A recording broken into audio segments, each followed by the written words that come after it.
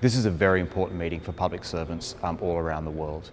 The purpose of this meeting is to identify what it is that we need to protect public servants so that they can, where they need to, be an effective whistleblower and do that in a way that protects them from retaliations and reprisals.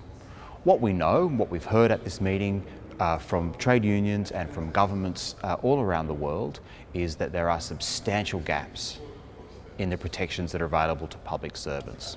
Some small number of countries have some effective legislation, but the majority do not.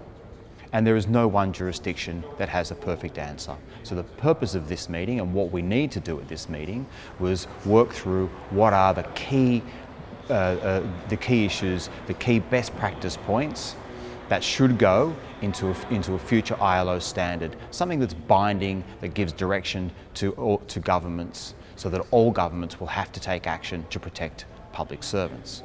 Australia is one of those countries that has already in place legislation to protect whistleblowers. It is effective to some extent, but there are some substantial gaps. And what we are looking for out of this meeting is some guidance from the ILO to the Australian government about how to protect those gaps.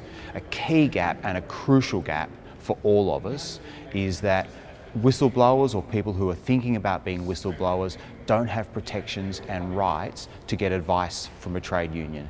And we know from the research, we know from the Australian experience and from the international research that this is a crucial point. Where people can get advice from their trade union, they feel more confident and capable about making a disclosure if they need to do it, and if they do make a disclosure, they are safer and more likely to be successful and not suffer reprisals. So one of the key things that I've come to this meeting for is to make the case and make the argument that in a future global standard, it must identify and address that particular point. Workers should have the right, a protected right, to get advice and support from their union when they are considering being a whistleblower.